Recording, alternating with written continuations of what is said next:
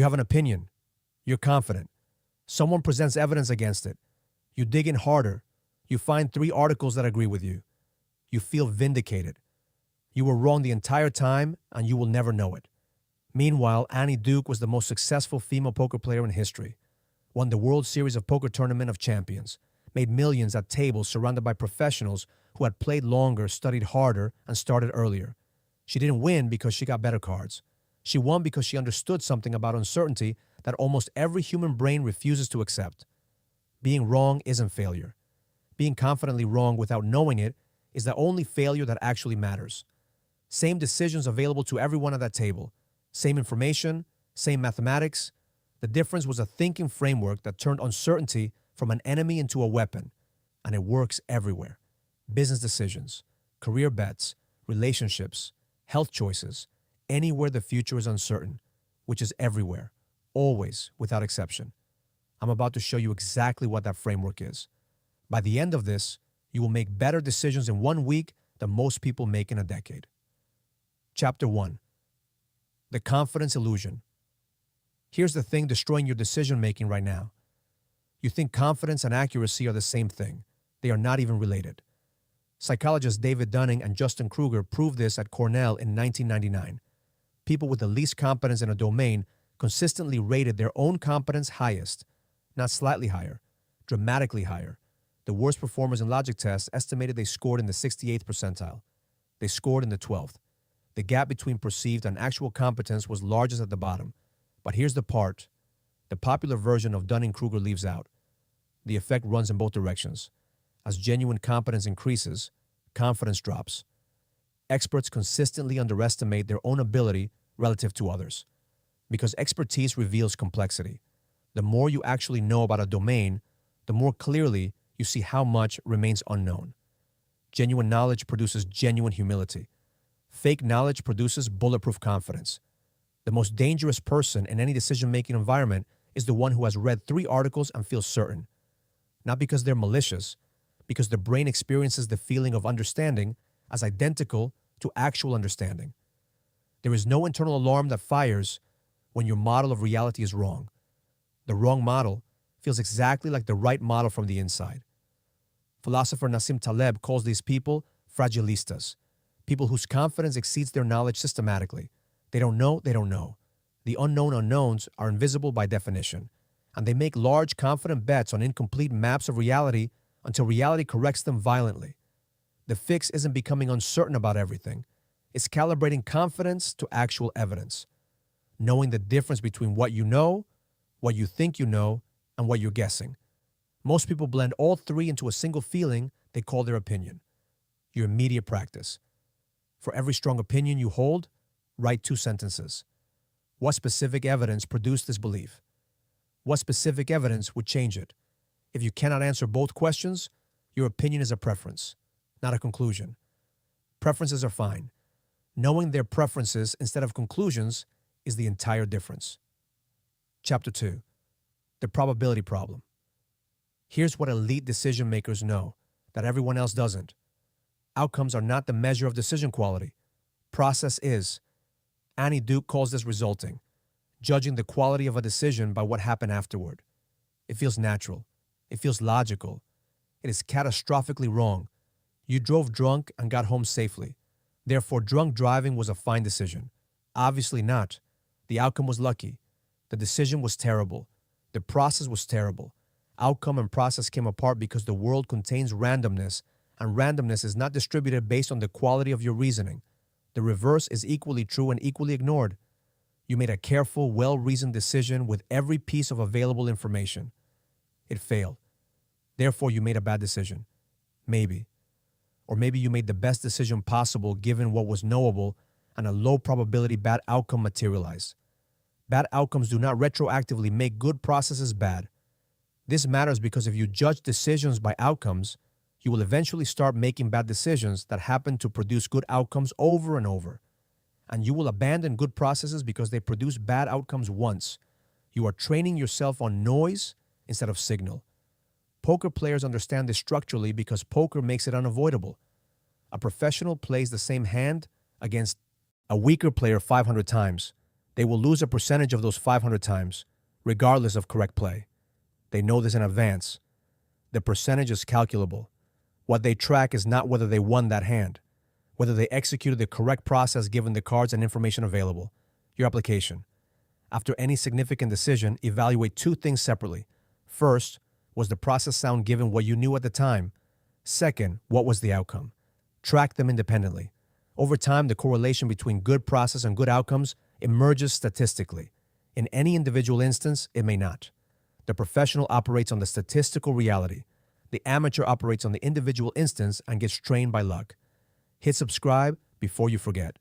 The next chapter is where the framework becomes a weapon. Chapter 3. Updating like a machine. Here's the thinking skill that separates the top 1% of decision makers from everyone else, and almost no one practices it deliberately. Updating beliefs in proportion to evidence. 18th century mathematician Thomas Bayes developed a theorem describing exactly how a rational agent should update beliefs when new information arrives. The mathematics are complex. The principle is brutal in its simplicity. Your confidence in any belief should shift proportionally to how much the new evidence distinguishes between your belief being true versus false. Strong evidence that clearly distinguishes. Large update. Weak evidence that could be explained by multiple hypotheses. Small update. Evidence that fits equally well whether your belief is true or false. Zero update. Most people do one of two things with new evidence. They ignore it entirely if it contradicts an existing belief, or they overreact to a single dramatic data point and swing completely to the opposite conclusion. Both are wrong. Both happen automatically. Both destroy decision quality over time. Researcher Philip Tetlock studied this in his superforecaster project. He tracked thousands of predictions from thousands of people over decades. The tiny group who dramatically outperformed everyone else had one consistent behavioral signature. They updated frequently, in small increments, in direct proportion to incoming evidence. They held beliefs as probability estimates, not as identities. The average person says, I believe the economy will grow next year. The superforecaster says, I estimate 67% probability of GDP growth exceeding 2% by Q4. Those are not the same statement. The first is an identity. The second is a calibrated estimate. When the first person encounters contradicting evidence, they have to defend their identity. When the second person encounters contradicting evidence, they update a number. Updating a number costs nothing. Updating an identity costs ego. Most people would rather be wrong than lose ego, so they stay wrong. Practical system. Pick 3 important beliefs you currently hold. Assign each a percentage confidence. Write it down with today's date. Every month, review new evidence on each topic. Update the percentages explicitly. Watch how your beliefs evolve with evidence instead of hardening against it. Within 6 months, your calibration improves dramatically. Within a year, you think in a fundamentally different way about certainty. Here's the problem, though. You can calibrate confidence. You can separate process from outcome. You can update like a machine, and you will still make systematically bad decisions under one specific condition that corrupts all of it. Time pressure combined with high stakes. Psychologists Amos Tversky and Daniel Kahneman documented exhaustively how human judgment degrades under exactly these conditions. They called the resulting errors heuristics and biases.